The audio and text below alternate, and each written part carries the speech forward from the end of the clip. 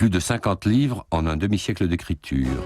La direction d'une revue telle qu'elle, devenue l'Infini, des chroniques régulières dans le Journal du Dimanche et le Nouvel Observateur, Philippe Solers agace, fascine, impressionne. Dans son dernier roman, Une vie divine, se croisent et parfois se confondent l'auteur, son personnage principal et Frédéric Nietzsche.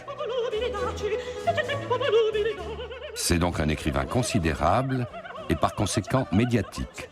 Solers est très sollicité par toutes les télévisions. Le voici à France Télévisions chez Thierry Ardisson, à Tout le monde en parle. J'accueille Philippe Solers.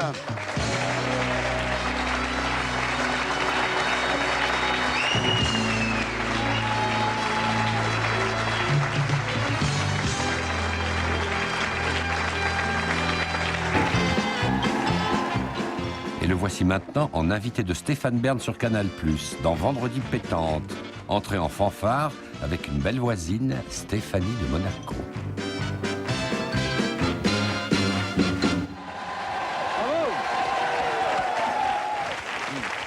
Des gens qui ouvrent la télévision, la radio depuis 2 mois, ils voient Philippe Solers partout faire, entre guillemets, le clown un peu. Non, pas du tout. Je dis... Dans des émissions, entre guillemets, de variété, ne jamais parler de son livre parce qu'on ne laisse pas faire. Donc, oui. Comment est-ce qu'on occupe le temps et pourquoi est-ce qu'on y va? Bonne question. Eh bien, parce que c'est amusant. Et que de plus, ça me permet d'aller sur le terrain et de voir l'étendue de la farce. Je n'ose pas dire des dégâts parce que ça ferait plainte. Et comme je ne me plains jamais, never complain, never explain, je vais sur le terrain et voir comment ça fonctionne. Nietzsche est très présent dans votre vie. Enfin, on n'est pas là pour parler de Nietzsche ce soir, mais tout de même. Peut-être, oui. On peut de temps en temps faire une émission en parlant d'intelligence. Nous ne sommes plus au XXe siècle, depuis déjà un certain temps, et je suis en avance sur la modalité technique qui veut désormais qu'un écrivain ne se soucie plus du catéchisme Flaubert, du grand écrivain qui reste dans son coin et à qui, lorsqu'il est mort, on rend justice enfin. Parce que non, c'est fini tout ça. Il faut s'adapter à une autre situation avec un système nerveux tout à fait différent et un corps tout à fait différent. Vous citez Nietzsche, évidemment, en exergue du livre. Au-delà du nord, de la glace, de la mort, notre vie, notre bonheur. Plus lentement. Plus lentement, avec plus de sentiments. Oui. On n'a pas le temps. Nous avons découvert le bonheur. Attendez. Nous connaissons. Oui, attendez, non. Non, c'est trop long. Vous savez, alors, quand on n'a pas le temps, il faut dire lentement. Alors, voilà. Lisez-le. Bon, il faut charger les mots de... Mais oui, chargeons les mots. Excusez-moi. Non, pardon, maître. C'est une guerre, en fait, assez une guerre des nerfs. Donc je ne me fais pas user, je ne me fais pas utiliser, je ne me fais pas classifier, je ne me fais pas enterrer, je me fais pas... Je bouge. Je bouge comme ça, et puis ensuite, je suis très bien, depuis 6 heures du matin, avec des phrases qui viennent assez naturellement, je dois dire, autre blasphème, parce qu'il faut souffrir. Vous savez qu'il faut souffrir pour écrire, c'est très difficile. On peut faire un portrait de la tartufferie actuelle en mettant l'accent sur tout ce qui vous est vendu comme image de profondeur, d'authenticité, etc. Je me moque de tout cela. J'en ai rien à foutre. Bonjour. Vous êtes bien. Alors, vous avez beaucoup parlé des femmes, vous êtes très intéressé par les femmes. Solers sur le divan de Vendredi pétante. Est-ce que c'est plus important pour une femme que les hommes ne sont pas forcément obligés d'être fidèles? Écoutez, comme les hommes sont en train de dégénérer très rapidement en ce moment... Les hommes dégénèrent, oui. Oui. Donc ils deviennent de plus en plus fidèles, à mon avis, par incapacité, par fatigue. À la dégénérescence masculine, c'est de devenir fidèle? Oui, mais c'est une bonne dégénérescence, parce que l'avenir de l'homme, c'est la femme, comme vous savez. Oui, bien sûr. Donc quand tout le monde sera féminisé, ce qui est en train d'arriver, tout le monde sera fidèle à tout le monde sera vraiment bien, quoi. Et le mal sera éradiqué. Il n'y aura plus cette effroyable histoire de sexualité, tout ça, qui nous a quand même beaucoup perturbés au cours des siècles. Je crois que c'est une véritable mission que d'avoir des identités multiples. Pour cela, il y a l'exemple que je prends souvent des agents secrets. Mais alors, les agents secrets, en général, travaillent pour un État ou pour quelque chose comme ça qui les paye. Là, l'agent secret travaille pour son compte. Au-delà du Nord. de la glace, de la mort. Au-delà du nord de la glace de la mort. Notre vie, notre bonheur. Nous avons découvert le bonheur, nous connaissons le chemin. Nous avons trouvé l'issue de ces milliers d'années de labyrinthe. Vous voyez la prétention de ce type? Stéphanie, il faut lui donner le clown d'or de Monaco. C'était Denis. Et quand vous êtes sérieux, vous êtes où? Là, derrière vous, à la machine à Quand je suis écrire sérieux, j'écris un certain nombre de phrases. Ça me fait un gros livre léger de 525 pages qui ne vous a pas ennuyé une minute. Question, dans une vie divine, y a-t-il plus de phrases de Solers ou plus de phrases de Nietzsche? Le problème, quand on dit qu'il y a des textes de Nietzsche, c'est que je crois que la plupart des critiques ne sauraient pas les reconnaître réellement.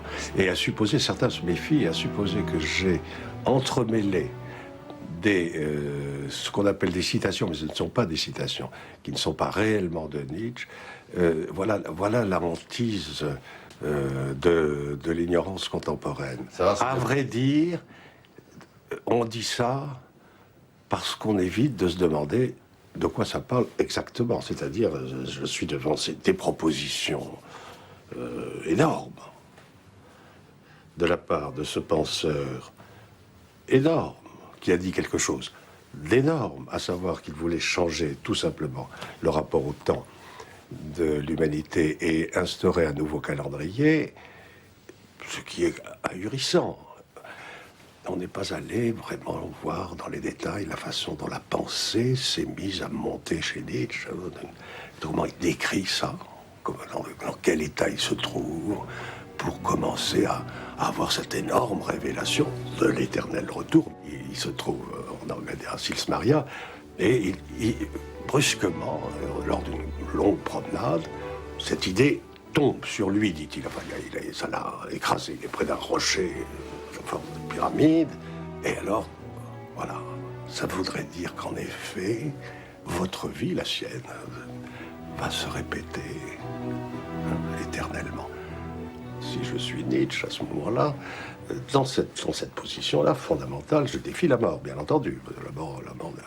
Alors, il y a eu quelqu'un pour dire ça. C'est justement le Christ en question qui vous a dit qu'il mourrait, mais il ressuscitait. Non, il est mort, mais il ne meurt pas.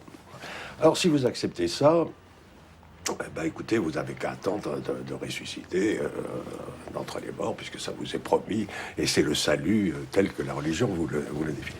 Mais non, alors là, vous dites, non, je dis non à la mort, je dis oui à ce que la vie passe à travers la mort, et donc c'est tout à fait un autre rapport au temps. Et alors, si je veux comprendre ce que Nietzsche a dit, il faut que je me mette à vivre d'une certaine façon. C'est l'objet de ce roman. C'est un roman d'aventure. Et en quoi est-il un roman? Alors, je me suis dit que Nietzsche ne mourrait pas. Et que, effondré dans la folie, il ressurgissait à notre époque. Voilà une hypothèse romanesque. Je me suis dit ensuite que la clé de ce qui l'avait étouffé, non seulement l'absence de reconnaissance, personne ne s'intéressait à lui, eh bien, c'est le refoulement sexuel le plus atterrant. Il suffit de lire son aventure avec Louis Andréa Salomé pour s'en rendre compte. Et puis c'est la musique de Wagner qui occupe le terrain, qui lui casse absolument les oreilles. Enfin, il est contre cet écrasement de la nuance mélodique, etc. Alors j'imagine qu'il vit toujours et que donc il va prendre ses précautions par rapport à la société en général et vivre à sa façon dans le monde où nous sommes. Dans les dernières lettres de Nietzsche à son ami Gast, arrivent des considérations très étranges. Encore une fois, il est en pleine fécondité, en pleine créativité, en pleine affirmation. Et il dit, au fond, ce qu'il faudrait voir, c'est peut-être s'entendre avec des petites femmes de Paris. Il pense beaucoup à la France, enfin, par rapport au refoulement sexuel allemand. Alors j'imagine que vivant aujourd'hui, eh bien, en philosophe clandestin masqué choisi, une façon de vivre avec des petites femmes de Paris. Alors la première s'appelle Ludie, c'est une petite vendeuse de mode, charmante, très jolie, blonde. Elle est dans une boutique du 8e arrondissement et il la voit, il la drague, ça se passe plutôt mal au début et puis finalement, elle accepte ce philosophe. Comment est-ce qu'une vendeuse de mode qui s'occupe, pour qui la philosophie n'a absolument aucun intérêt, pourquoi accepte-t-elle le principe d'autorité de ce philosophe? Bon, lui dit. Et puis l'autre, au contraire, elle est philosophe et donc elle est philosophe en rupture de philosophie parce qu'elle trouve que tous les philosophes universitaires sont devenus des gluants, idiots, puceaux, infirmes, mentaux, etc. Dans le plus grand mépris pour tout ce qui est vendu dans cette marchandise universitaire. Donc elle fait une thèse sur Héraclite, c'est quand même très bien, elle est tout à fait philosophe. Alors elle aussi, elle donne son accord à ce philosophe masqué. Alors il s'organise des petites séances érotiques qui sont d'ailleurs très intéressantes dans la mesure où, contrairement à ce que pourrait être le roman libertin du XVIIIe siècle, où on fait des lectures pour s'échauffer en situation, des lectures évidemment érotiques ou pornographiques, là c'est le contraire, c'est-à-dire qu'on va prendre dans la bibliothèque, et ça je trouve que c'est une véritable invention romanesque dans un roman de cet ordre, on va prendre les textes les plus nigauds, les plus moraux, les plus sentimentaux, les plus à côté de la plaque, y compris chez les grands philosophes, de façon au contraire à s'échauffer par contradiction. Il y a Nelly, la brune, et alors ce qui est drôle, c'est qu'il la baise. Rien que le mot est drôle. Non, Alors imagine la suite. Elle se met sur le canapé pour lui montrer qu'elle n'a pas de culotte, et il la baise pendant qu'elle lit la critique de la raison pure. Voilà. Ça doit durer longtemps alors, non? Je reprends une tradition quand même française que les Français ont oublié, bien sûr, comme ils ont tout oublié de leur propre civilisation. Enfin, c'est le roman philosophique, en effet, 18e. Bon, c'est Voltaire, Diderot, etc. Qui n'est pas le roman anglo-saxon. Le roman anglo-saxon est là, on vous le vend, on vous dit que c'est admirable, etc. En réalité, c'est toujours assez médiocre. Vous êtes là pour ouvrir un livre et voir un film. Bon, moi, j'écris pas comme ça. On ouvre mon livre et on ne voit pas un film. Alors, du coup, est-ce que c'est bien un roman? Mais oui, bien sûr que c'en est un, mais ça n'est pas un comme vous croyez qu'on ouvre et qu'on voit un DVD. Enfin, ça n'est pas une cassette avec une histoire que je suis comme ça, en général assez misérable et très restreinte en forme de vocabulaire ou de style. Philippe Solers, qu'est-ce qu'on peut vous souhaiter de pire en ce moment? Écoutez, à part la mort des gens que j'aime ou bien le fait que je sois atteint brusquement d'une crise cardiaque, je crois que ce qui serait le pire, c'est la disparition brutale, magique, terrible, de tous mes livres dans toutes les librairies à l'heure actuelle. Oui, D'accord. Voilà un livre qui va dépasser 50 000 exemplaires, ce qui est une acrobatie considérable. Vous pouvez multiplier ça par 4. C'est comme s'il en faisait 200 000. Ça ne peut pas être lu par 50 000 personnes. C'est faux. Ça peut être lu, à mon avis, et encore, par 11 ou 12 personnes. Et encore. Pardon. Et encore. Vous savez, ainsi parlait Zarathustra, le sous-titre de Nietzsche. Un livre pour tous et pour personne. Magnifique. C'est pour tous. Mais dès que quelqu'un dirait « Ah non, c'est pour personne », enfin, voilà. C'est très très beau, ça, un livre pour tous et pour personne.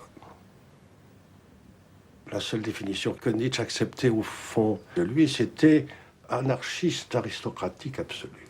Alors, il vous dit, il a pointé ça très tôt, donc fin du 19e, et depuis, on en a eu des révélations énormes.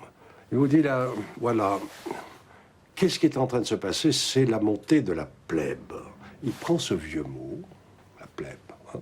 C'est pas le peuple, la plèbe. La plèbe, c'est autre chose. Et il vous dit maintenant, ça va être la plèbe en haut et la plèbe en bas. Je vous traduis ça en actu. Les classes sociales sont en train de disparaître. L'aristocratie, bon, c'est fait pour les magazines People. C'est la dégénérescence et la décadence totale. Ça n'existe plus. Il y a eu une saignée. La bourgeoisie, elle est en décomposition accélérée. Vous ne voyez plus vraiment d'un bourgeois classique comme il y en avait encore il y a 50 ans. C'est terminé. Non, ça ne se décompose. Mais en tout cas, le bourgeois ne veut pas l'être. Enfin, non. Alors, il vous reste les petits bourgeois, les classes moyennes, etc. Mais tout ça se dilue, tout ça se mélange. Alors, vous aviez un héros. un héros qui devait rédemptionner tout ça, vaincre les classes sociales. C'était le prolétariat, rappelez-vous, il n'y a pas si longtemps, le prolétariat était le rédempteur. Hein. C'est-à-dire, c'est lui qui allait... Enfin, bon. Et dans le prolétariat, ben, écoutez, il a disparu, je ne sais plus où il est passé, les régimes qui l'ont incarné, si on ose dire, à contre-pied, se sont quand même liquéfiés, ce que personne n'attendait non plus. Et vous avez devant vous une situation qui, en effet, est celle même que Nietzsche a prophétisée. Plèbe en haut, plèbe en bas. Plèbe, c'est jet set, si vous voulez, tout ça, mais c'est de la plèbe, c'est des ignorants, des illettrés, des brutaux. Enfin, George Bush, si vous voulez, c'est la plèbe en haut, si vous voulez. Bon, voilà, un bon exemple de plèbe en haut. Hein, vous avez vu ça, vous avez vu sa gueule. Bon, et puis en bas, ben, je sais pas, vous prenez ce que vous voulez, les violences, vous avez un fait divers par jour, l'antisémitisme, ou le racisme, les bagnoles qui explosent, voilà, la banlieue, bon, voilà. Plèbe en haut, plèbe en bas.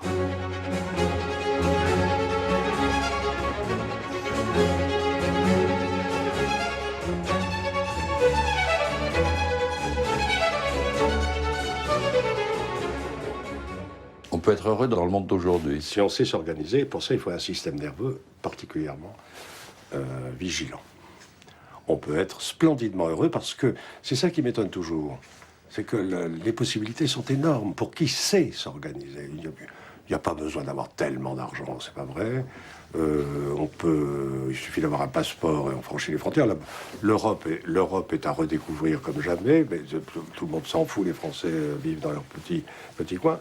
Si on sait s'organiser, on peut avoir une liberté considérable, on peut échapper au contrôle, on peut rencontrer des partenaires qui vont dans le même sens et votre liberté encourage la leur, des partenaires masculins pour penser et féminins pour se reposer, voilà, bien sûr. Très dédaigneux du personnel féminin. Comment ? Féminin pour se reposer et masculin pour penser. Oui. On ne pense pas avec les femmes. Mais c'est aussi important, se reposer. Se reposer n'est pas l'absence de pensée. Et penser n'est pas non plus sans repos. J'ai dit ça pour marquer un petit peu mon hétérosexualité foncière. Une vie divine de Philippe Solers est publiée par Gallimard.